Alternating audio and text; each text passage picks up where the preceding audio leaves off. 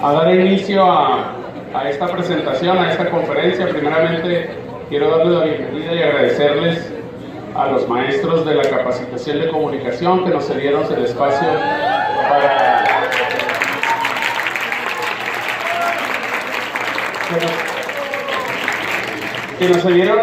para poder llevar a cabo esta charla con este tema tan importante.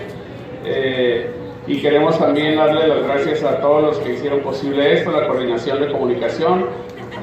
Y pues bueno, vamos a presentar a nuestro invitado de esta mañana. Sí, él es el periodista Vicente Calderón y vamos a leer una semblanza de lo que él ha hecho y de lo que a él se dedica en este ámbito de la comunicación.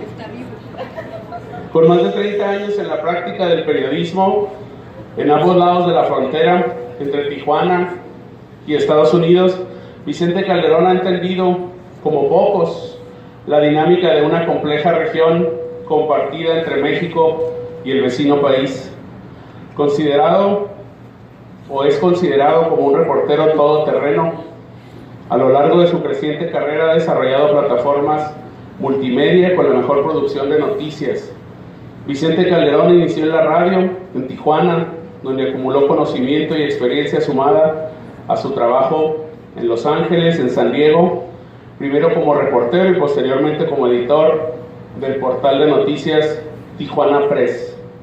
Ha participado en noticieros en inglés y en español, producidos por CBS Noticias e ITN en Inglaterra, así como la cadena de noticias Al Jazeera en Estados Unidos, además como corresponsal informativo nacional del informativo Milenio en México.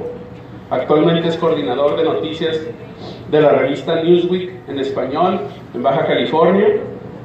Trabaja como periodista independiente, produciendo para Tijuana Press en plataformas como Facebook, Twitter, y se ha destacado como uno de los principales promotores y defensores de la libertad de expresión en ambos lados de la frontera. Y algo que no podemos dejar pasar y también igualmente importante es que es egresado de la Prepa Federal Lázaro Cárdenas, orgullosamente Jaguar. Él egresó en el año de 1979. Y pues bueno, sin más preámbulo, vamos a dejarle la voz al periodista Vicente Calderón con la conferencia Fake News, combatiendo el analfabetismo mediático e informacional. Démosle un aplauso y una bienvenida a Vicente Calderón.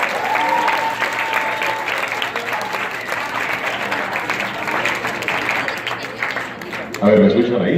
Sí. Bueno, gracias por esa presentación, Ángel. Gracias a todos ustedes por estar acá. Me da mucho gusto la posibilidad de echar a andar que es un proyecto de tijuanapress.com, que está todavía en ciernes, que estamos poniendo en práctica, y nos da mucho gusto que sea el primero de estos ejercicios aquí en la Prepa Federal. Primero que nada, pues ya les dijeron, yo soy Vicente Calderón, soy periodista y vengo del siglo pasado, pero vengo en son de paz. Aunque no lo parezca, ustedes y yo, como ya se enteraron, tenemos algunas cosas en común. La primera es que yo estuve ahí donde están ustedes hace ya buen rato, en el 79, es cuando terminé aquí la carrera. La otra es que también en mi época andaba por ahí, o ambos tuvimos al profesor José Cruz Holguín apareciéndose en las aulas. Era mi profesor de matemáticas. Lástima que no ha llegado, pero le quería dar un abrazo y agradecerle no solamente la oportunidad de estar aquí con ustedes, sino también las enseñanzas. A veces uno, cuando está en esta época de estudiante, no puede alcanzar a valorar lo importante que es la relación y el empeño que ponen los maestros para que uno aprenda algo. Bueno, sabemos que todavía no se nos da muy bien esto del ciberespacio, ¿no? Todavía estamos aprendiendo. Hay evidencia de que, sin pensarlo mucho, dedican demasiado tiempo a esto de las llamadas redes sociales. Y me parece que es un muy buen término eso de las redes sociales, porque la verdad es que nos pescaron, ¿no? O sea, lo tiene a uno embebido demasiado tiempo de día y de noche y utilizándolas a pesar de no conocer todas las consecuencias del uso de las redes sociales. Hoy vengo a pedirle su ayuda. La verdad es que eso es lo principal que me hizo pensar en la posibilidad de llegar aquí con ustedes. Vengo a pedirle su ayuda porque para mí ustedes son una esperanza. Al menos lo es para mi trabajo y mi profesión, porque en la medida en que ustedes aprendan a navegar mejor en el ciberespacio, yo podré seguir trabajando y subsistiendo como reportero en este país, particularmente en la frontera. Mi papel es encontrar un balance entre las nuevas reglas del negocio, de la información y la misión original de las noticias, o más precisamente del periodismo. Y el de ustedes es el de ser mejores consumidores de estas plataformas y de todo lo que esto emana. Aquí estamos bastante atrasados, pero también es lógico, porque en realidad no tenemos muchos años de experiencia manejando las redes sociales. Es una nueva herramienta que nos está presentando muchos retos y que es lógico que nos esté presentando algunas cosas que no veíamos. El crecimiento y el advenimiento de estas alternativas digitales es una promesa que nos va a dar muchas cosas positivas. Les ruego que me tengan paciencia porque yo pensaba que iba a poder tener a la mano la computadora, la laptop y presentarles algunos videos. Lo que quiero hacer con ustedes es echar un vistazo a algunas de las propuestas, algunas de las revisiones que se han hecho para tratar de ver cómo nos defendemos de los abusos, de la parte nociva de las redes sociales. Y nosotros tenemos años trabajando en esto y hemos hecho nuestras propias conclusiones, pero cuando me estaba preparando específicamente para esta charla, me di cuenta que hay una gran cantidad de personas que ya están trabajando en esa parte y que han aportado cosas muy interesantes. El día de hoy la UNESCO está presentando un nuevo manual para cómo relacionarse con las fake news, que es una parte fundamental de lo que queremos hablar ahora, porque las redes sociales son muy buenas, pero cuando se saben utilizar. La gente que ha aprovechado o mal utilizado o abusado de las redes sociales es la que está creando las fake news. Pero las fake news no se mueven solas. Por eso creo que ustedes tienen el poder de sacarle provecho y de corregir no solamente el escenario en el cual yo tengo que hacer mi trabajo, sino también el impacto que ustedes, a través de las redes sociales, tienen en la comunidad. Voy a tener que estar yendo y viendo, entonces les ruego su paciencia. Hoy estamos hablando de Facebook, WhatsApp, YouTube, Instagram, Twitter, Apple, Snapchat y la que se les ocurra, la que vaya apareciendo y que se ponga de moda. ¿Cuántos de ustedes tienen Facebook aquí? Voy a levantar la mano, por favor. ¿Cuántos tienen Instagram? ¿Cuántos tienen más de una red social? Ahora bajen la mano para ver quiénes no tienen redes sociales. Nada, todos tienen redes sociales, alguna. ¿Se puede estar en la prepa federal sin tener redes sociales? Bueno, se supone que yo quisiera aprovechar esto para hacer esta conversación, una conversación y no nada más una conferencia, un monólogo de mi parte. Si ustedes tienen la duda, si tienen un comentario, por favor levanten la mano y lo hacemos con gusto aquí. Todos estamos para aprender de todos. En muchos sentidos ustedes saben más que yo de las redes sociales y de la cuestión digital. Esa computadora es de mi hija, que también es jaguar aquí, también estuve en la prepa federal. Creo que fue la última vez que estuve con ella. Me da mucho gusto, la verdad, deben sentirse muy orgullosos de lo afortunados que son al estar aquí en la prepa federal. No sé si esto estaba haciendo ruido.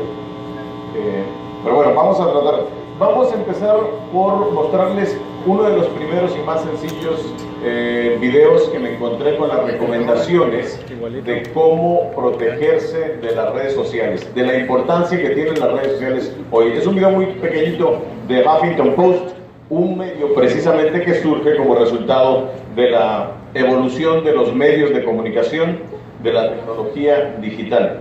Bueno, eso siempre y cuando quiera trabajar. La computadora, pues la tecnología no tiene palabra de honor. Estuvo aquí funcionando sin problema.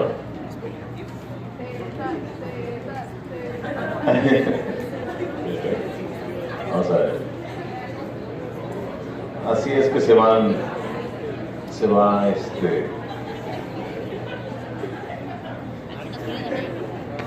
voy a tener que cambiar mi contraseña.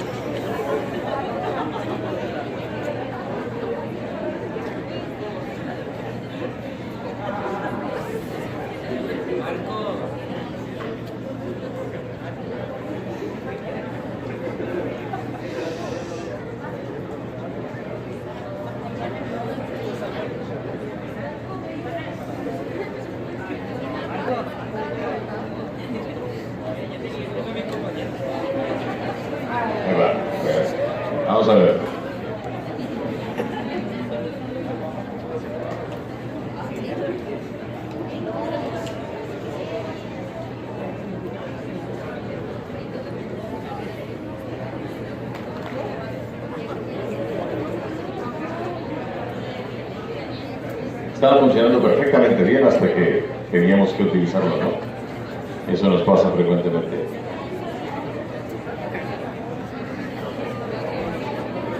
Mientras...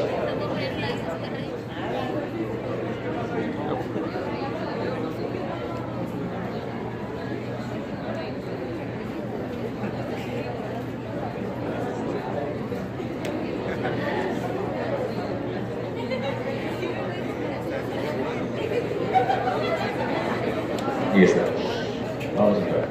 Bueno, este es un video que hizo el medio que se llama Huffington Post, que como les decía es un medio que es producto de la evolución digital y que ha visto lo serio del problema. Esto es muy sencillo, este no siquiera tiene audio, así que vamos a echar un vistazo a esto que se llama la epidemia de las fake news.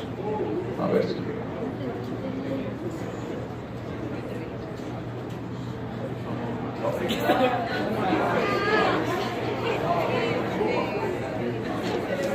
Otra vez.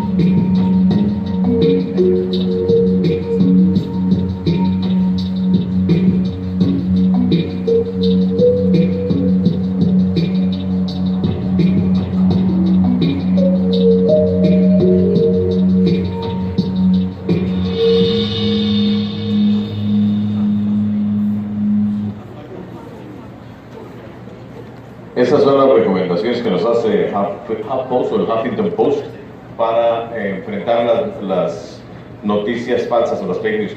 ¿Quién ya conoce esas 5 o 6 puntos de prácticas para cuidarse de las fake news? ¿Alguien? ¿Tienes alguna otra cosa que hagas para tratar de saber si algo es una noticia falsa o es verdadera? Principalmente de quién hizo la noticia y si es una página, la página que dice La fuente, como decía ahí. ¿Alguien más que tenga alguna? Sí, ¿te quieres parar para que te escuchen mejor, por favor?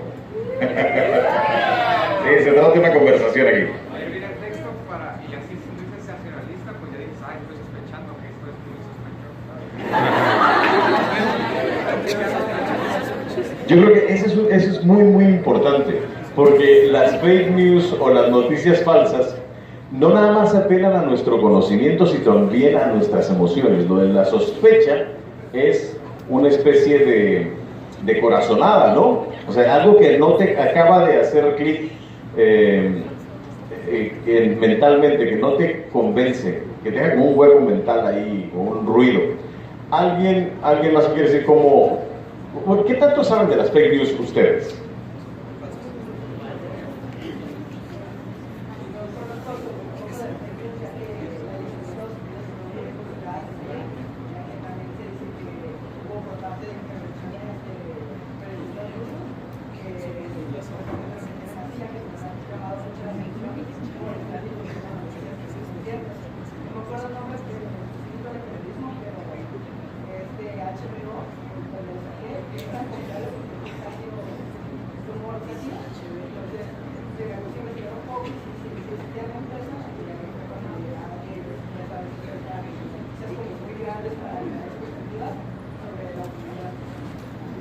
¿Está hablando? ¿Sí alcanzaron a escuchar? Uno de los impactos más, bueno, ya lo mencionaban ahí, de cómo los rusos intervinieron en las elecciones de los Estados Unidos. Más que haciendo periodismo, es generando noticias falsas.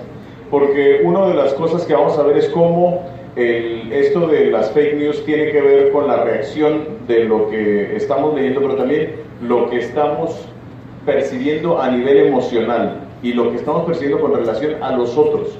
Antes de hablar de la polarización que priva en nuestros días en los aspectos políticos o en los aspectos de relación general, por ejemplo, en el asunto de la llegada de la caravana de migrantes, no sé si alguien vio las noticias de la llegada de la caravana migrante ayer.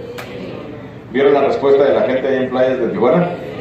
Bueno, de esa polarización es de la que hablamos. Una de las señoras se quejaba de que ¿por qué venían ahí? Pues ellos, ¿por qué los traían ahí si no sabían qué clase de personas eran?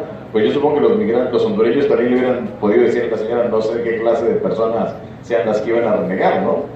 Pero la gente toma dos partidos, dos lados, y desde ahí simple y sencillamente ve las cosas. Yo creo que esa parte es algo con lo que tenemos que estar muy conscientes y estar muy atentos, porque eso es lo que genera la propagación de las noticias falsas. No vamos a acabar con las noticias falsas, eso es imposible, porque siempre hay intereses. Lo que sí creemos que podemos hacer es que la gente que consuma las noticias falsas sea más consciente de lo que está viendo. ¿Alguien sabe cómo gana dinero Facebook? Exactamente, más, sí con los anuncios, pero fundamentalmente con la información. ¿Y cómo es que gana dinero con nuestra información? Bueno, tengo entendido que nosotros, ante lo que vemos, compartimos y sobre todo entre las redes, con Facebook en este caso, los servidores, todo eso recopilan en una base de datos. Por ejemplo, si tú te la pasas viendo cosas de tenis, ¿no? Nike, todo eso, esa información se la venden a marcas, o sea, por ejemplo, Nike, y ellos ya tienen la manera en cual venderte ese producto y cómo llegarte exclusivamente a ti, qué es lo que te gusta y por qué te gusta. Entonces, son como patrones y todo ese rollo. Cierto, muchas gracias. Muy correcto. ¿Tú querías decir algo? Lo mismo. Bueno, pues vamos a echar un vistazo a un trabajo que hizo. Hay un programa periodístico muy famoso en Estados Unidos de hace mucho tiempo, muy bueno de producción, se lo recomiendo. ¿Quién habla? Aquí hay mucha gente que habla inglés, supongo, ¿no? Les recomiendo que pongan a practicar el inglés. En la frontera, en todos lados es una ventaja, pero en la frontera les da el doble de posibilidades. Yo no podría haber durado tanto haciendo periodismo si no hablara más o menos inglés. Eso me ha dado una gran oportunidad. Pero bueno, hay un programa que se llama Frontline de la televisión pública estadounidense. Tiene desde hace mucho tiempo trabajando en hacer periodismo, un periodismo de investigación muy profundo, muy bien trabajado. Y acaban de presentar a finales del mes de octubre un especial con 2 días dedicados precisamente a Facebook. Le llamaron El Dilema de Facebook, porque esto nos está trayendo muchos beneficios. Facebook es, si no la más grande, una de las empresas más grandes del mundo. El crecimiento que ha tenido es extraordinario. Ellos son los dueños de WhatsApp también, y son dueños de una gran cantidad de cosas, que igual que Google o que Apple están creciendo y cada vez convirtiéndose, no necesariamente en monopolios, pero sí en dueños de muchas de las cosas con las que nosotros interactuamos con la gente, con nuestras amistades, con la gente, la familia, o con la vida en general. No nada más es cuestión de las relaciones entre personas. Déjenme presentarles otro video. Aquí le vamos a tratar de bajar el audio al video pero les voy porque está en inglés completamente, pero que hice la traducción para que ustedes pudieran entender el objetivo de esto. Precisamente esto es parte de esta serie que les digo, se llama El Dilema de Facebook, y que tiene que ver con cómo recolecta la información esta red social. Vamos a ver si ahora podemos trabajarlo.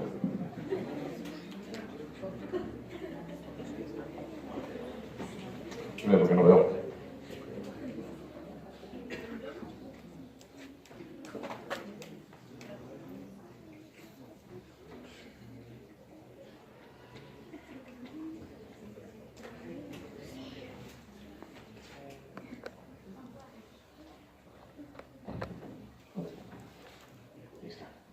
Bueno, básicamente es Esto es lo que les platicaba, ahorita le voy leyendo el texto. Cuando en Facebook hay cosas que uno puede ver, como los videos, los anuncios y los perfiles de tus amigos, y luego está lo que no puedes ver. La gran recopilación de información que ocurre por debajo de todo esto. Parte de esa información es de personas que ni siquiera están en la plataforma. Ahí veíamos a un congresista, un diputado federal, que le preguntó a Mark Zuckerberg si Facebook tenía perfiles con información detallada de personas que ni siquiera tenía en cuenta con esta red social, a lo que le contestó que sí. Si quieres bajar el audio porque está en inglés, lo que vamos a hacer es traducirlo. Le dijo que la información que Facebook recaba de personas que no se han registrado con ellos se conoce como perfiles fantasma. Los perfiles fantasma funcionan de la siguiente manera. Hagan de cuenta que Juana y tú son amigos, ella está en Facebook, pero tú no. Un buen día Juana usa una función que se llama gente que quizá conozcas para saber si tú estás en Facebook. Cuando ella oprime el botón de empezar, le da una lista de amistades que ya están en Facebook. Pero sin que tú lo veas, toda la información de la gente que Juana busca es guardada por Facebook. No en tu cuenta, sino en sus servidores. Aún la información de quienes no tienen cuenta de Facebook. Así que aunque nunca te hayas registrado en Facebook, Facebook ya tiene información de ti. La guarda en ese perfil fantasma. Para que sus algoritmos funcionen y para que la microlocalización funcione, para que su modelo de negocios funcione, esos datos tienen que permanecer en su máquina de monitoreo o vigilancia, dicen los estudiosos de esta plataforma. La compañía Zuckerberg dice que usa los datos que guardan los llamados perfiles fantasmas para vigilar a las personas que pueden dañar su plataforma y también para hacer anuncios más relevantes. Como muchas otras empresas, Facebook guarda una gran cantidad de información. La forma que colecta esa información lo hace mediante los botones de me gusta o de compartir. Estos botones le dicen a Facebook qué es lo que estás viendo, aunque no le des clic a ninguno de los dos. La otra forma en que te monitorea es prácticamente invisible. Se le conoce como un píxel de rastreo. Es una pieza codificada que puede crear un píxel individualizado y transparente, que puede registrar quién eres y qué haces sin que tú te des cuenta. Es como una especie de radar que le envía tus datos a Facebook. De acuerdo con un estudio del Centro Princeton para Políticas de Tecnologías Informacionales, los rastreadores de Facebook están presentes en el 60% de la Internet. Facebook dice que rastrea a la gente por toda la web para ofrecerle una mejor y más personalizada experiencia. Asegura que solo guardas tus datos de manera temporal y que la empresa continúa buscando medidas para proteger tu privacidad. Pero con el tiempo, Facebook ha ido acumulando la información para ayudar a sus anunciantes que sepan cómo hacerte su objetivo. Este señor dice que hay una serie de empresas que la mayoría de los norteamericanos ni siquiera saben que existen y que compran información sobre cada uno de nosotros. ¿Qué compramos? ¿Dónde vivimos? ¿Qué hace nuestra familia? Y esto lo comparten con Facebook, para que de esta forma Facebook sepa qué anuncios va a dirigirnos. El año pasado la empresa reconoció que le ha pedido a algunos usuarios autorización para recolectar información sobre el historial de sus llamadas telefónicas y mensajes de texto si tienen aparatos del sistema Android. También está lanzando una cámara para tu hogar. Así es de que de alguna manera uno puede protegerse o bajar la información que Facebook tiene de ti revisando los settings o las condiciones de privacidad, pero actualmente no hay leyes adecuadas para el tipo de recolección de datos que hace Facebook. Así de que, de cierta forma, lo único que te puede proteger de Facebook es el mismo Facebook. Ahí está. Eso se llama el dilema de los datos, que es parte del proyecto de esta entidad que se llama Frontline. Creo que con eso terminamos el video, podemos prender la luz. Bueno, ¿sabían que de esa forma se recolectaba la información que ustedes suben o están a la cual están accediendo? ¿Alguien de ustedes le preocupa o no? ¿Por qué les preocupa? ¿Alguien que me quiera? No se me van a dormir. López. ¿Por qué les preocupa? ¿No? Pues nomás. Ángel. Preciosa.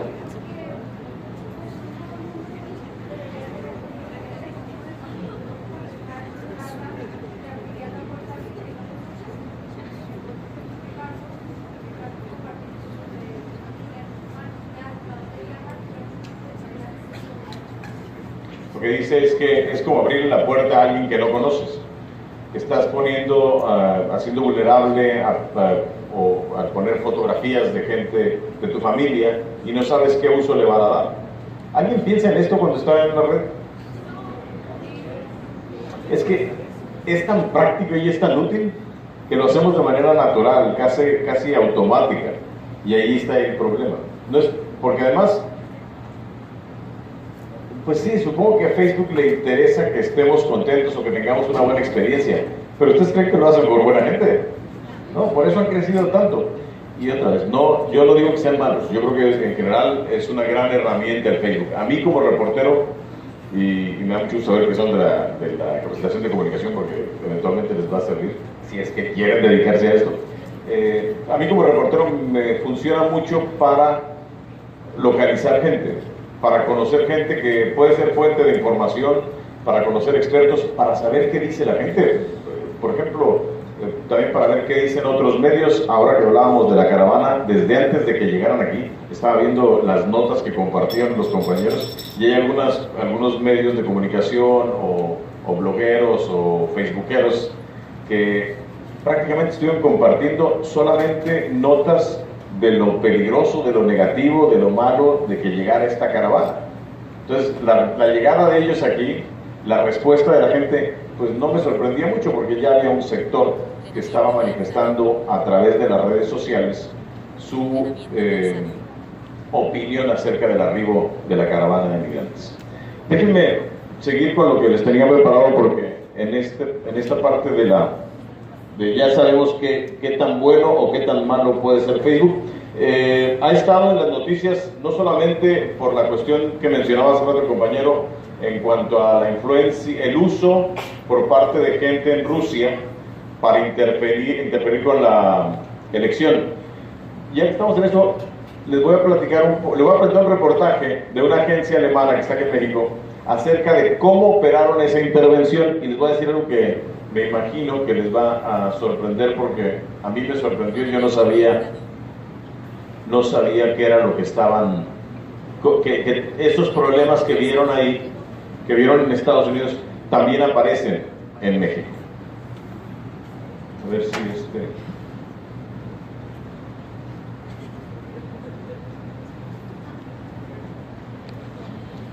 Esta pequeña ciudad en el centro de Macedonia adquirió fama internacional de la noche a la mañana.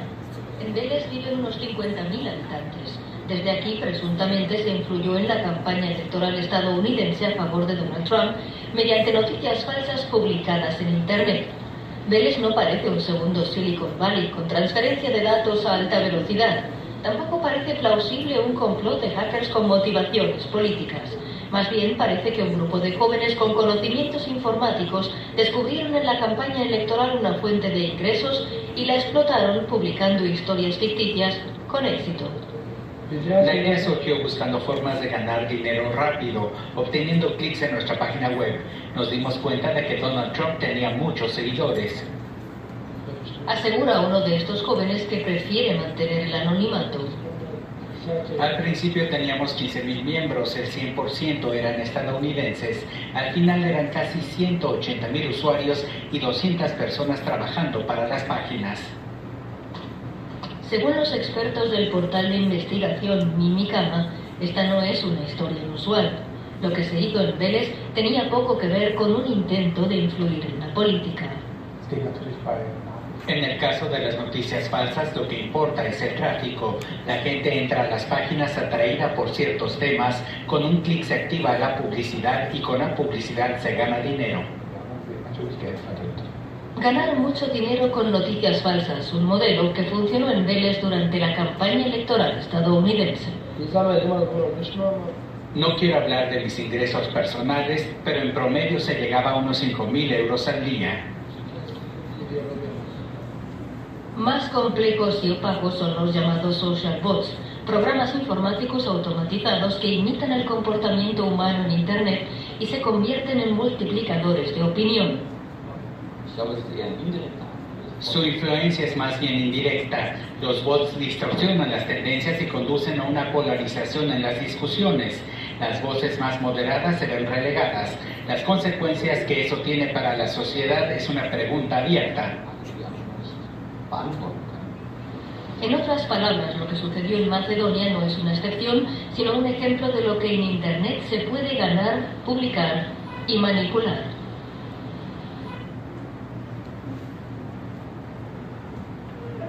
Y este es el reportaje del año pasado. Les digo, cada vez es más evidente la influencia. No sabemos qué tan negativa puede ser, pero hace rato les hablaba de que ayer me parece, hoy está la UNESCO estrenando el nuevo manual para enfrentar lo de las noticias falsas. La semana antepasada terminó una semana global del alfabetismo mediático e informacional, porque lo que quieren es que la gente se prepare para enfrentar estas noticias y el impacto. Decía, no sabemos cuál va a ser el impacto. Bueno, sabemos que puede ser muy negativo, no sabemos hasta dónde puede llegar.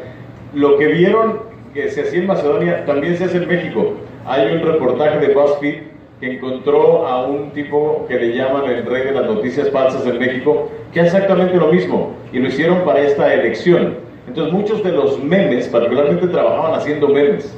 Los memes eran lo que repartían y los orientaban en función del respaldo o el rechazo que tenían con relación a algunos de los candidatos. Morena, el PRI, todos, el PAN, todos eran víctimas de estos hackers, que también, igual que ellos, lo que hacen es van al Oxxo y compran un teléfono, le sacan la tarjeta del SIM card y entonces crean la identidad de mucha gente.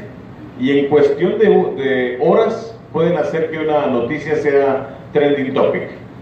Hacen que parezca que mucha gente está hablando o expresando un punto de vista similar, y eso hace que el resto de la gente reaccione, empiece también a sumarse a esta avalancha de gente que está hablando a favor o en contra.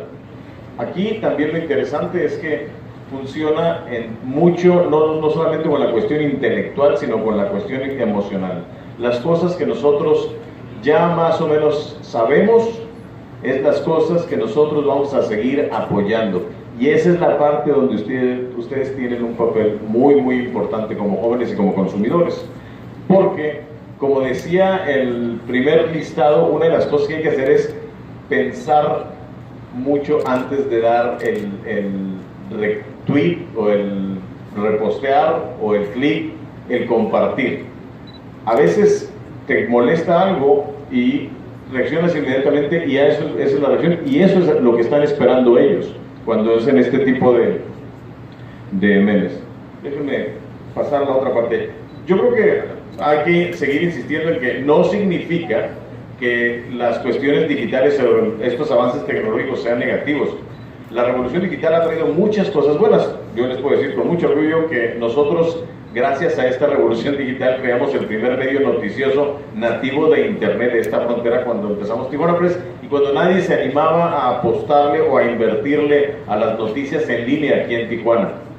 Otra cosa que ustedes y yo tenemos en común es que ambos somos, para las empresas, como les decía, simples productos. Nos sacan información, como ya vimos, sin nosotros saberlo, y la venden a otras empresas que nos venden a su vez más cosas. Pero Facebook no es el único que quiere manipularnos. Como ya vimos, entre los más exitosos está Facebook, pero no es el único, y en Tijuana también ocurre esta cuestión del manejo de la manipulación de la información. Esto no es nuevo, ya había desde hace mucho tiempo noticias falsas, pero tiene otro nombre. La RAI, que es la Real Academia Española de la Lengua, dice que hay dos términos que tienen que ver con esto de las noticias falsas. Uno es el bulo. No sé si ya lo habéis escuchado. ¿Saben qué es un bulo? Bueno, bulo, sobre todo para los que les interesa el área de la comunicación, y si no como cultura general. Un bulo es una noticia falsa propalada con algún fin. Y el otro es el término paparrucha, que dice que proviene del páparo y que significa noticia falsa y desatinada de un suceso, esparcida entre el vulgo. Tontería, estupidez, cosa insubstancial o desatinada. Yo aprendí hasta eso hace poquito que existían esos términos. ¿Creo que usted ya los conocía? Yo la verdad no. Creo que el bulo lo usan mucho en España, por ejemplo, con el uso del español distinto. Ellos sí están acostumbrados a hablar de los bulos. Bueno, en los últimos años documentamos el incremento de este fenómeno. Como reporteros que somos, empezamos a recabar algunas recomendaciones que otros interesados en el tema hacían para no caer como víctima de las noticias falsas. Bueno, para que despierten un poquito, o bueno, para tratar de que despierten un poquito, no se aburran tanto, o ya dejen, o para los que estén chateando, se queden con algo de este rato de estar aquí conversando, les vamos a presentar un fragmento de una entrevista que hicimos con un reportero que se llama Genaro Villamil. Esta entrevista la hicimos en el 2017 con este periodista que regularmente escribe sobre temas mediáticos, de información mediática para la revista Proceso. Déjenme tratar de echar a andar la entrevista con Genaro Villamil, reportero de la revista Proceso. En primer lugar, toda información que no tenga autoría, es decir, que sea un anónimo, hay que ponerla en duda. 2, toda información que no tenga fecha y lugar de origen claro, también hay que ponerlo en duda. 3, el contenido de esa información, ya sea un audio, ya sea un meme, ya sea un video, ya sea una nota, hay que contrastarla cuando no proviene de un medio informativo acreditado. Es decir, no provenga de Proceso, de La Jornada, de Reforma, de los medios impresos que conozcamos o de las agencias informativas que conozcamos, AP, Reuters. Hay que contrastarla. Entonces, la misma dinámica en Internet nos permite confirmarla en Google, en los portales, si esto existe. Y creo que eso es una práctica buena. Confirmar. La confirmación no solamente nos corresponde a los periodistas, sino también a las audiencias. La cuarta recomendación es: confíen más en los medios acreditados, que se dedican a informar. Aunque también allí hayan mentiras, hay de una u otra manera un control informativo mucho más ético que en los ciberpasquines. Y quinto, si todas estas 4 recomendaciones fallan, pregúntenle a un periodista. Los tenemos y estamos en acceso a las redes. Gracias. Es Genaro Villamil, reportero de la revista Proceso, haciendo recomendaciones también. ¿Se ven cómo hay algunas coincidencias con el primer listado de las recomendaciones de cómo detectar las noticias falsas? Eso es algo de lo que queríamos hacer, para que no nos tengan que creer a nosotros nada más, sino para que vean que esto es algo a lo que la gente llega independientemente que donde estén, y porque creo que es algo que si algo se llevan de esta conversación, quiero que sea estos puntos, y cuando tengan el impulso de compartir o de repostear o de retuitear. ¿Cómo se dice en Instagram? Yo no tengo Instagram. ¿Cómo se dice en Instagram cuando no lo compartes? Nada más. No tiene como el no retuiteas. ¿Cómo? Lo haces tag, lo tagueas. Va, yo le digo que aquí aprendemos los dos. Bueno, ahí están esas recomendaciones, pero miren, con todo que son muy buenas y creo que vale la pena echarles, tenerla en cuenta las recomendaciones que sea Villamil, hay que recordar una cosa. Antes de que el presidente norteamericano Donald Trump hiciera tan popular el término fake news, ya había noticias falsas, incluso hasta películas hubo. Él enfatizaba en que había que ver la fuente, pero las fuentes también se equivocan. Y incluso los medios con un gran reconocimiento.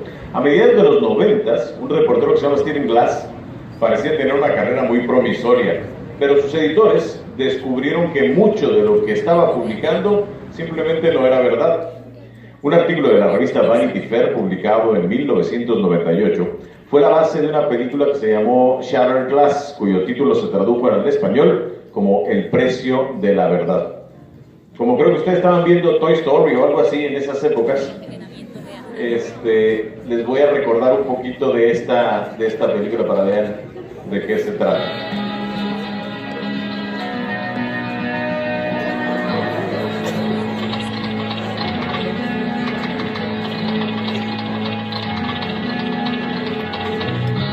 En este país hay 16.800 analistas, pero solo una presume de ir siempre a bordo del Air Force One. Eso es lo apasionante de trabajar en The New Republic. Ha hecho acusaciones muy graves. Esto me parece muy sospechoso. Cada vez estoy más convencido de que me han jugado. The New Republic, la base Snob de las publicaciones y unos hackers completamente enloquecidos. ¿Ha pensado en las repercusiones que tendrá? Si le despides, la gente se irá. Le pregunté, Chuck, ¿por qué no me apoyaste? Y me dijo, lo siento, Steve, tengo que proteger a la revista. Hay otras consideraciones políticas. El artículo de los jóvenes conservadores de la verdad no fue un incidente aislado. Nos entregó ficción tras ficción y lo publicamos como cierto. Lo que me estás contando es imposible. Si no lo conocieras, lo machacarías, lo destrozarías. Hay un dato en el artículo que es cierto. ¿Sí? ¿Cuál? Al parecer es verdad que hay un estado en el país que se llama Nevada. Hayden Christensen. Eres mi director, se suponía que debías apoyarme. Peter Sarsgaard. Cuando esto se sepa, ya no habrá revista que valga. Yo no hice nada malo, viste mis notas, todo estaba allí. Ellos también lo sabrán. No hice nada malo, Chuck. Por el amor de Dios, deja de decir eso. El precio de la verdad. Solo quiero que le digas la verdad.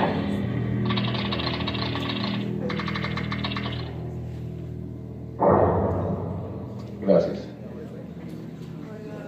Bueno, así de que el argumento de que hay que checar la fuente es bueno, pero no siempre es suficiente. Se los digo porque a otro medio muy prestigiado también le pasó algo similar años después. El New York Times, un diario con más de 150 años de tradición y experiencia periodística, publicó el 11 de mayo del 2003, precisamente cuando estaba estrenando esta película, un artículo donde reconoció que uno de sus reporteros, Jason Blair, escribió mentiras que el diario imprimió como válidas. Los directivos del Times calificaron que era un fraude periodístico y ellos mismos dieron la noticia de que su reportero nacional, entonces de 27 años de edad, inventó citas. Dijo haber ido a lugares que nunca fue y desde su casa plagió las notas de otras publicaciones o de las agencias de noticias. Un verdadero pirata de la prensa. Lo que hay que ver aquí es que al mejor cazador se le va la liebre. Yo creo que no es justo desacreditar a un medio que ha construido su reputación a base de esfuerzo y cuidando los estándares éticos, ya que todos nos podemos equivocar. Pero sí vale la pena pensar que a veces, aun cuando hay medios serios, también tenemos que dudar. Hoy el New York Times se ha recuperado de ese y de otros gazapos y está en la pelea por informar verazmente de lo que pasa desde la Casa Blanca hasta la frontera. Pero siempre hay que tener en cuenta que aún estos medios ya institucionales pueden transmitir información falsa. ¿Tienen alguna pregunta? ¿Ya se aburrieron?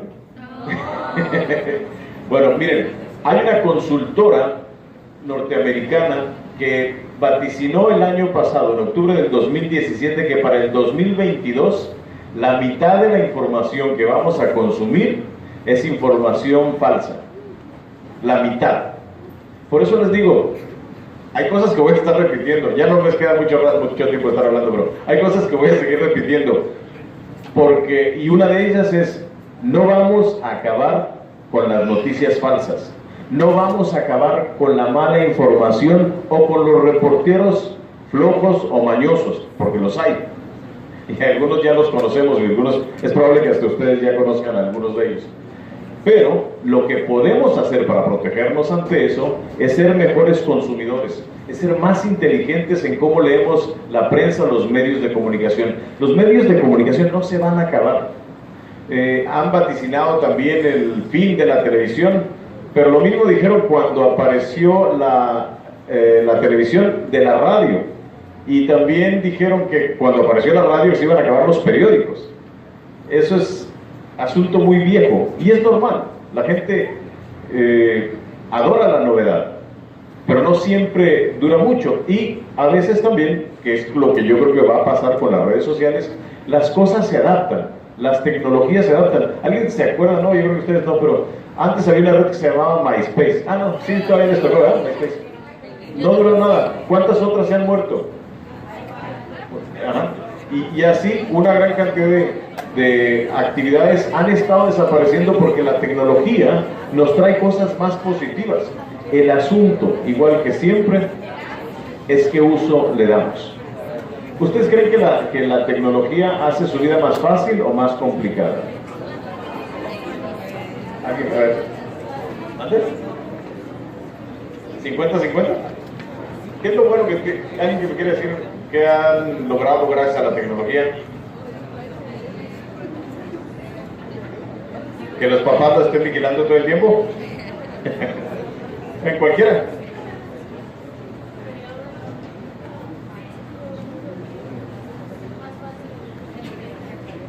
con los maestros y les ha redituado para un mejor aprovechamiento.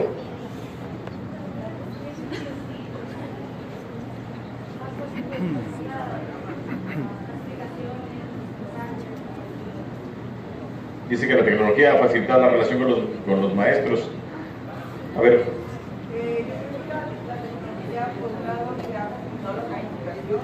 Pero se ha expuesto de una manera física a la tecnología, pero esto es la consecuencia de usar la tecnología y también tiene que ver mucho de qué manera lo usamos, de algo positivo o negativo. Exacto, puede dar algo positivo o algo negativo. Voy por allá atrás y luego regresamos contigo.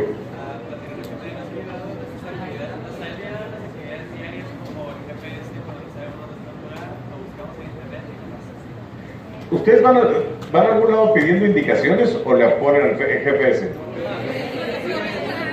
A mí se me olvida que funciona y hasta hace poquito tengo que pensar que tengo un aparato que me puede llevar exactamente hasta ese lugar. Pero porque, como les decía, yo vengo del siglo pasado y he tenido que irme adaptando a eso. Obviamente ustedes se van a tener que adaptar a los nuevos cambios que vengan. Les va a tocar tal vez, por ejemplo, en los trabajos que van a hacer. Lo que vaticinaba la misma compañía esa Gartner acerca de lo que va a pasar en los años siguientes es que va a haber, por ejemplo, una gran pérdida de empleos, de actividades que ya no van a existir, pero va a haber otras como los de educación y las de atención al cuidado de la salud que van a seguir funcionando, aunque van a aprovechar mucho de los avances tecnológicos.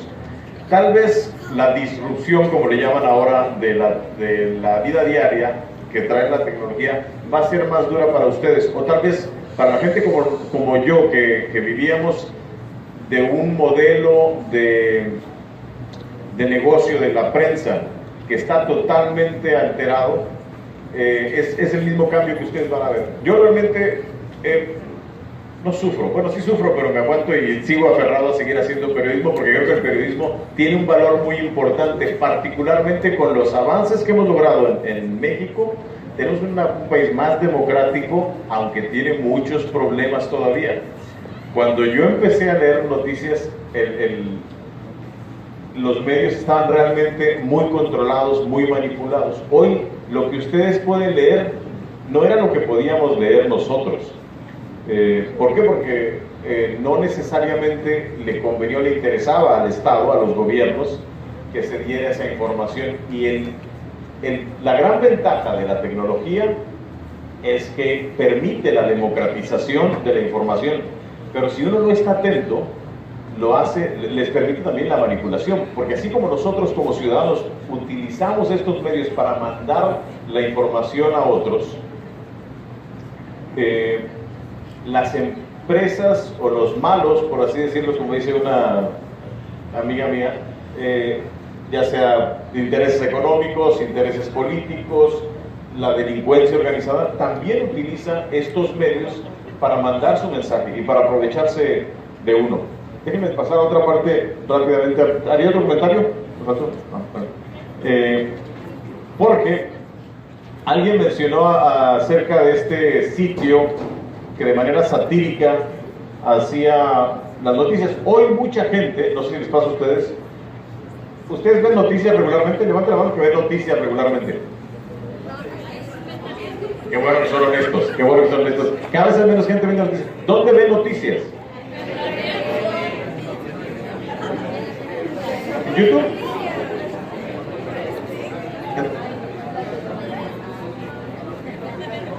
En Google, ¿ah?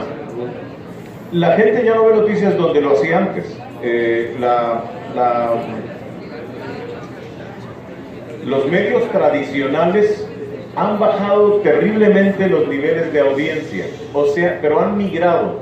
Por ejemplo, la gente decía que con el internet se iba a acabar la televisión tradicional, y sí, en muchos sentidos estaba, pues le dio una sacudida terrible.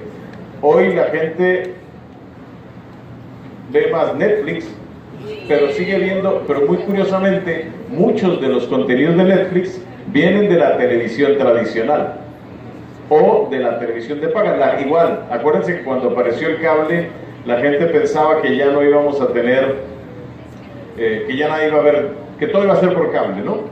Sin embargo, tampoco ha sido la realidad. Ese es otro de los cambios tecnológicos que no estábamos preparados, pero que están teniendo gran impacto en nosotros.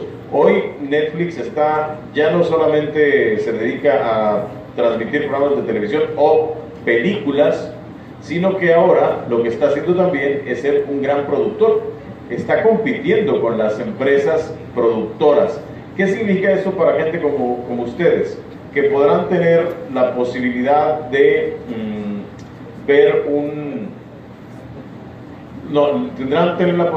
podrán tener más posibilidades de que su trabajo como creativos, como productores, tenga acceso a una plataforma que pueda entregarlos a un mercado masivo.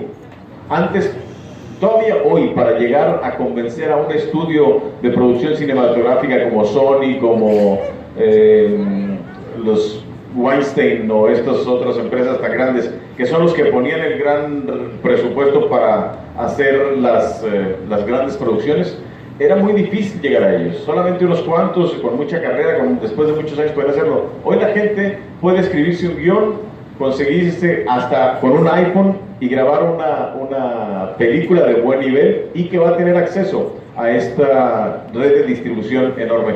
Entonces, aquí hay también otra oportunidad donde la tecnología nos está dando problemas, pero a la vez nos está dando una muy buena oportunidad de cómo expandir nuestras posibilidades como seres humanos y como profesionales. La clave es ir encontrando hacia dónde vamos y cómo nos preparamos para eso. Bueno, ya les decía de esta empresa que vaticina que para el año 2022 el 50% de las noticias que consumamos en los países desarrollados serán noticias falsas. Pero les voy a leer, así como hablábamos de que esto nos permite, esta democratización gracias a la tecnología nos permite que los medios locales puedan hacer el mismo trabajo que hacen los medios nacionales o grandes. Bueno, les voy a leer algunos de los encabezados. Estos son encabezados de medios de la ciudad de Tijuana. Dice: Domino's Pizza cancela entregas en Mariano Matamoros por alta violencia. El reggaetón será prohibido en Conalep bajo el nuevo reglamento. Los chilangos huyen de Tijuana al creer que el Cerro Colorado había hecho irrupción. Encuentran encobijado frente a Smart Finals. Y Sinaloense afirma que el calor de Sinaloa está más bonito que el de Tijuana. Ya sabes de dónde es eso, ¿no? ¿Ah? Es la versión local del Deforma. Se llama Tontera. Yo no sé qué tanto se ha diseminado, pero existe desde hace un par de años. Tengo cuando menos un año tratando, no más, tengo cuando menos 2 años tratando de entrevistar al editor de Tontera, pero no quiere. No sé por qué, siempre me dice que sí. Ya me dijo una vez que sí, es más, una vez lo más que llegué es que me dijera que sí podía entrevistarlo, pero solo en línea, no en persona. Pues lo que pasa es que, miren, por ejemplo uno creería que del calor solo tendría que aguantar los típicos problemas que este espantoso trae consigo, pero no, la vida se puede volver aún más insoportable. Un sinaloense identificado como Juan, mi jefa me lava la ropa cada fin, Mendívil, un abogado que hace unos días planeaba demandar a Tijuana por no ser tan bonita como Sinaloa, ha vuelto a hacer declaraciones polémicas, ya que asegura que el calor del estado que ama, pero al que no se va a regresar por ningún motivo, es más bonito. No manches, hasta para el calor están más, una grosería, los plebes. No, hombre, en Sinaloa, Mazatlán, Culiacán y Manabí sí traen más que lo que hay aquí. Como era de costumbre, dice la nota, los comentarios negativos no se hicieron esperar, pero como todo buen sinaloense se escondió al no poder responder porque no se regresa, al no poder responder por qué no se regresa a su rancho. Bueno, esto es una broma y eso es un poco lo de la sátira de la que hablaba el compañero hace un momento, ¿no? La sátira siempre ha sido una herramienta para la información. En México, precisamente cuando les hablaba acerca de las épocas mucho más duras para la prensa libre,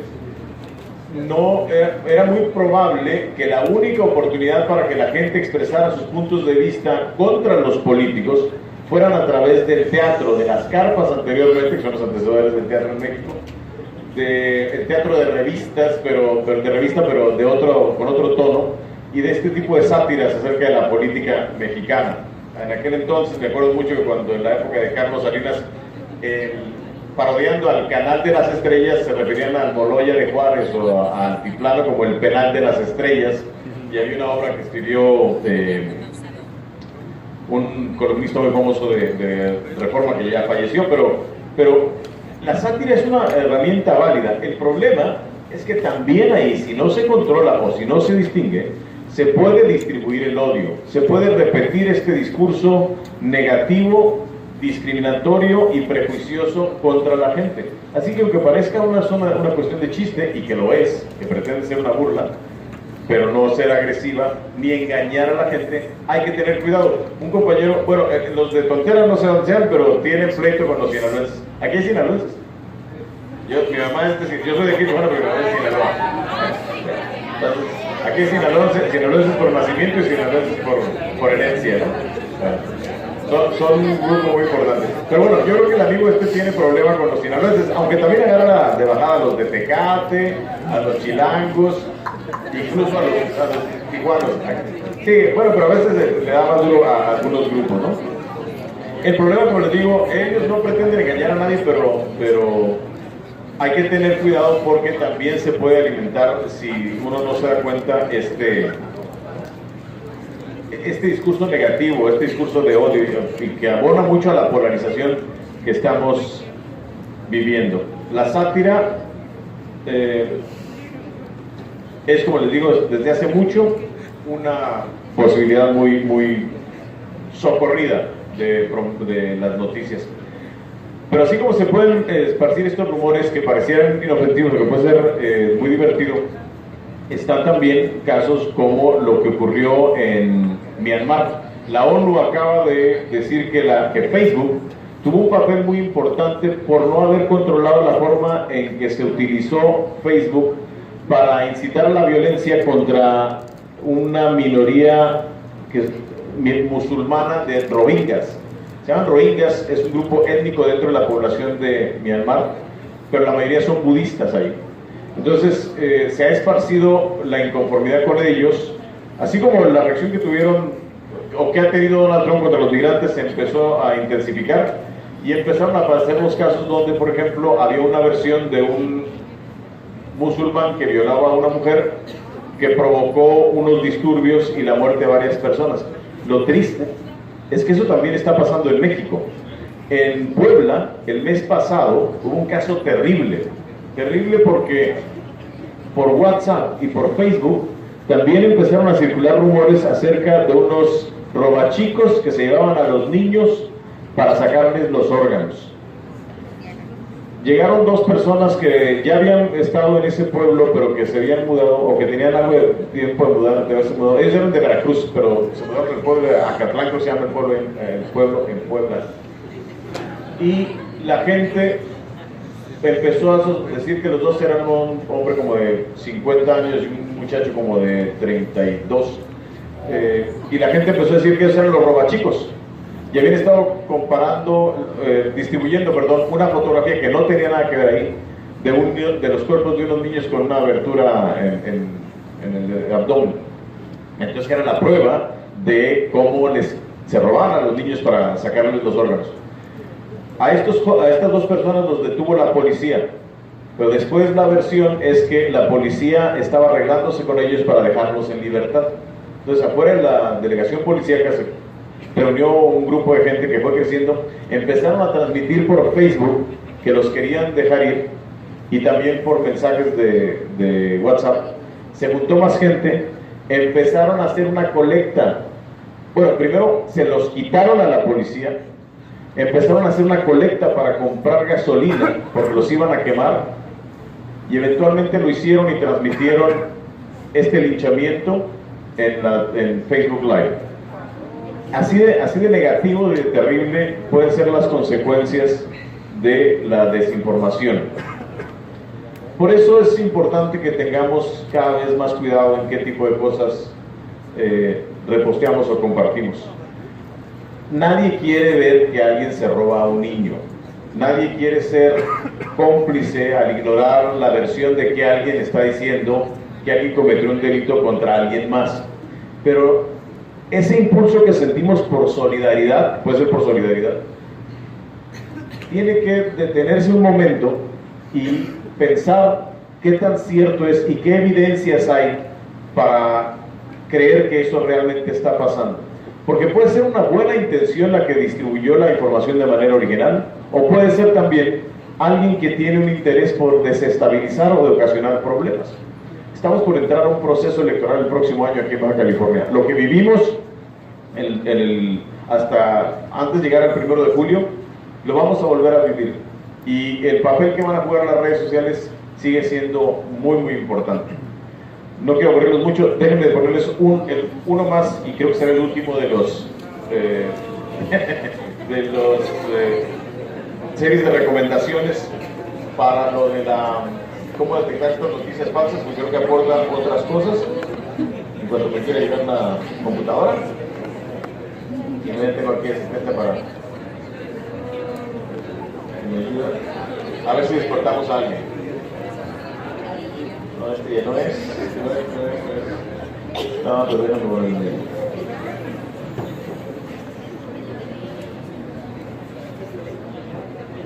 Bueno, se terminan los 2 días. Si sueles navegar por las redes a diario, seguramente te hayas topado alguna vez con las fake news. Pero ¿sabes qué son? ¿En qué consisten? Te lo cuento. Fake news significa literalmente noticias falsas. Aunque el término lleva tiempo existiendo, el presidente de Estados Unidos, Donald Trump, lo volvió a poner de moda refiriéndose así a las noticias que no le eran favorables. Durante toda su campaña, tanto Donald Trump como sus opositores denunciaron una alta cantidad de noticias falsas extendiéndose en redes sociales. De hecho, es la principal característica de las fake news. No aparecen en medios tradicionales, sino que se mueven en el mundo digital. El objetivo principal de las fake news era crear desinformación, pero también hubo muchos que se lucraron de este hecho y comenzaron a crear webs en las que imperaban las fake news para ganar dinero. ¿Y para qué crear desinformación? Pues porque las fake news pueden ser tan relevantes que un grupo organizado podría manipular unos resultados electorales. Según muchos expertos, esto ya ocurrió con la victoria de Trump o el Brexit. Como eran noticias muy llamativas, se viralizaban fácilmente en redes sociales, en especial en Facebook. De hecho, Zuckerberg tuvo que hacer un comunicado y admitir el problema, además de prometer mejorar su algoritmo para evitar que se propagaran demasiado.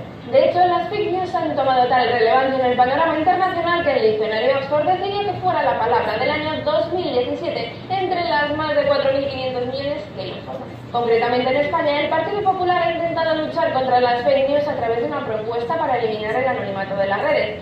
La razón: desenmascarar las cuentas que se dedican a compartir y hacer virales este tipo de historias y tomar medidas al respecto. Pero si lo que quieres es protegerte de las fake news por tu cuenta o simplemente no quieres darle más visitas a este tipo de páginas, nosotros te recomendamos instalar Fake News Blocker o la española Maldito Bulo. Estas extensiones de Chrome te avisarán si la web por la que navegas es conocida por publicar este tipo de noticias. Y a estos fake news así os lo hemos contado. Ya sabéis, like si os ha gustado, suscribíos si os ha encantado y si tenéis cualquier duda podéis dejarnos un comentario hacia abajo. Si queréis refrescar la memoria, solo tendréis que echar un vistazo a nuestro vídeo de la semana pasada, que es Scammer, pero si queréis saber qué es Refurbish, tendréis que esperar a la semana que viene. Nos vemos en computeres.com. Ahí está, ustedes ven, ahí les puso ella para que quiera que Computer hoy. Cuesta trabajo entenderle, ¿no? Porque el acento, bueno, nada más es un acento español. Yo quiero abrirlo para preguntas. Ustedes, yo creo que ahí están otra vez. Muchas de las recomendaciones son las mismas. Primero, lo más importante es deténganse a pensar un minuto antes de repostear algo. Vean la fuente, vean la fecha. Algunos medios tienen un about o un acerca de nosotros, revísenlo. Porque también hay que ver que hay medios que se hacen pasar por instituciones periodísticas serias o por medios de comunicación más establecidos. También vale la pena revisarlos. No todos tienen este punto de, o no todos cubren este apartado del about o acerca de, pero cuando lo hay nos puede dar un norte de cómo estar. Facebook, esto no es un anuncio ni una campaña contra Facebook, nada más que es, como es la más popular de las redes sociales que utilizamos aquí, creo que vale la pena ponerle más atención. También, como le digo, son dueños de otras de las plataformas que se están usando y están tomando ya algunas medidas. Ellos tienen una serie de recomendaciones para también combatir las fake news.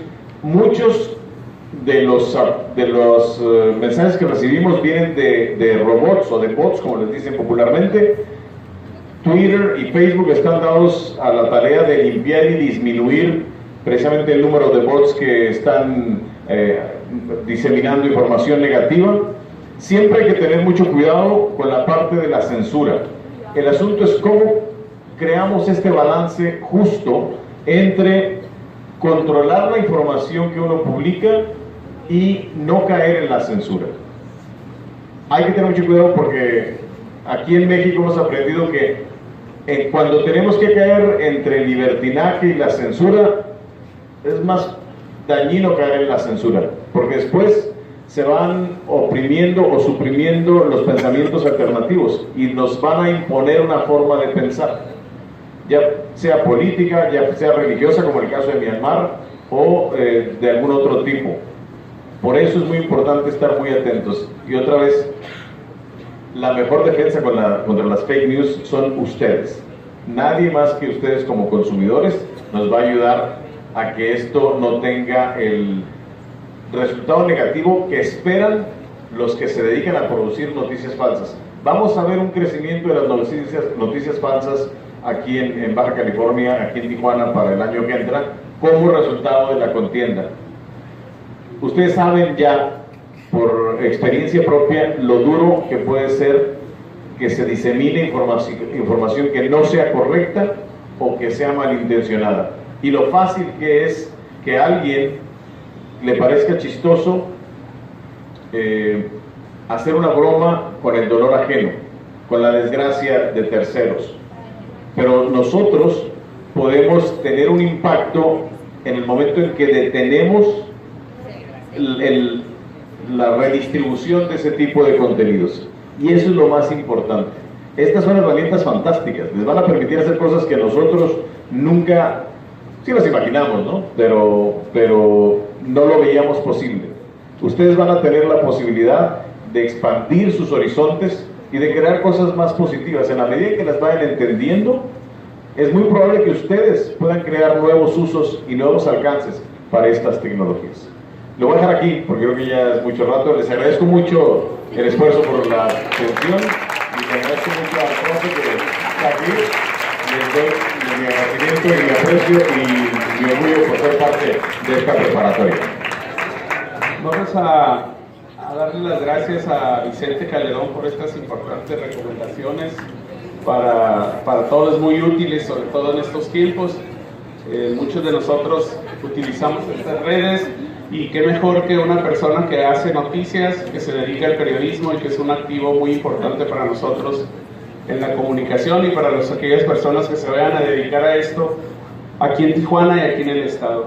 A continuación, Vicente, el profesor José Cruz Holguín, director de la escuela, te va a entregar un reconocimiento por esta conferencia.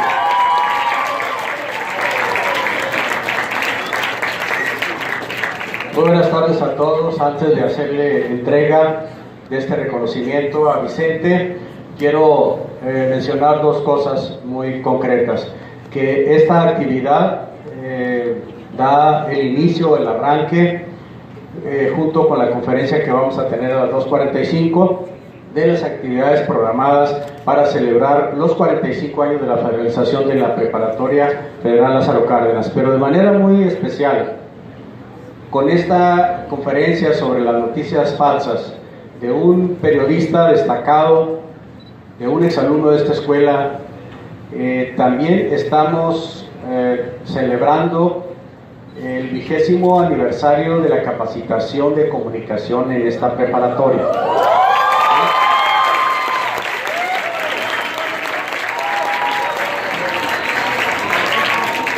Ya todos ustedes, porque son alumnos de los grupos de comunicación, sabrán a través de sus maestros, especialmente quienes fueron protagonistas en esa época de la apertura de la capacitación de comunicación, como es la maestra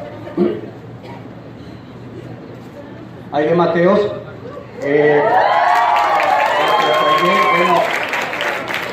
Estamos aquí 20 años después de que se inició la capacitación en 1998. Aquí en la preparatoria a Vicente ya no le tocó, porque él es exalumno de finales de los 70s, principios de los 80s, no había comunicación todavía como capacitación.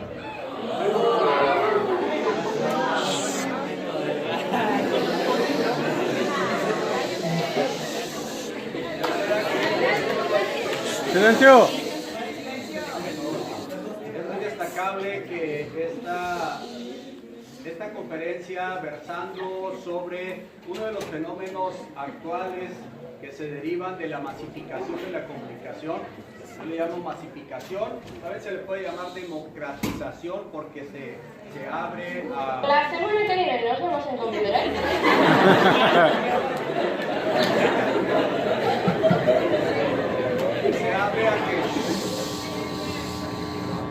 Se abre a que mucha gente tenga la posibilidad de compartir información a través de los medios que ahora están al alcance casi de todos, ¿no? Con un teléfono celular, pues casi todos nos sentimos periodistas de la sociedad y compartimos información, mucha de ella muy útil, por supuesto, hay que reconocer la utilidad de esto, pero también mucha de ella que no es cierta, que no tiene fundamentos, pero que por otro lado contribuye mucho al desconcierto, a la desorientación y a la inquietud social. Como se han vivido aquí en Tijuana muchos casos, como hemos vivido aquí mismo en la preparatoria muchos casos que se han transformado en fuentes de inquietud y de inestabilidad, precisamente por información que se da a través de los medios. Ahí está el tema. Creo que en medio de esto siempre estará la polémica, lo decía Vicente ahorita, de la regulación o la libertad de expresión. O sea, la libertad de expresión tiene que garantizarse, tiene que ejercerse además por cada uno de los ciudadanos, pero en el ejercicio ya a nivel profesional tiene que haber ética. Tiene que haber en los medios, si no regulación, hay un cierto componente o ingrediente de regulación que le corresponde a las autoridades competentes, pero yo creo que más que eso corresponde a los medios y a los propios periodistas la autorregulación para que no se convierta el ejercicio periodístico en una fuente de noticias falsas. Y eso es lo que con esta plática que nos da Vicente también nos sumamos a combatir. Tenemos que estar en ese mismo canal, en la lucha contra la propagación de noticias falsas. Y ya lo decía Vicente, cuando ustedes conozcan de algo a través de las redes y no tienen las fuentes, si no tienen elementos suficientes para darle veracidad a lo que están leyendo o viendo, por favor deténganse un momento antes de convertirse en multiplicadores de noticias que no tienen sustento, que son falsas. Así es que con comentarios que son muy adecuados, sobre todo porque estamos con muchachos de la capacitación de comunicación y que estamos en el 20º aniversario de la capacitación. Tenemos un exalumno de la preparatoria dedicado por muchos años al periodismo, compartiendo con nosotros este tema tan actual. Pues me da mucho gusto, a nombre de la comunidad de la Preparatoria Federal Lázaro Cárdenas, entregar este reconocimiento al licenciado Vicente Calderón Castaños.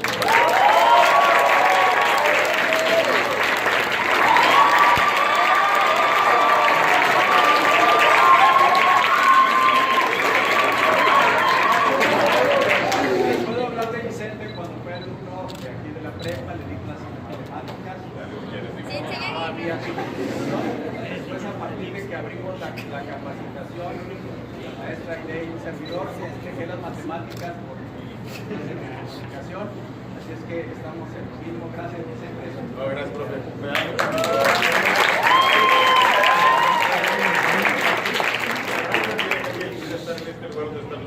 Aprovechenlo, disfrútenlo, pero aprovechenlo de veras. A veces cuando estamos nosotros en esta dinámica no valoramos, ya lo dije al principio, no valoramos el esfuerzo de la gente que está del otro lado en el aula. Pero de vez en cuando, si ustedes echan un vistazo en otros sitios, se van a dar cuenta de lo afortunados que son y del gran valor que tiene pertenecer a la prepa. Para mí es un orgullo. Yo estuve en la capacitación de centros de trabajo social. después me fui a estudiar psicología. Cuando llegué a la carrera de psicología, mucho de lo que vi en los primeros años ya lo había visto gracias al trabajo que habían hecho aquí en trabajo social.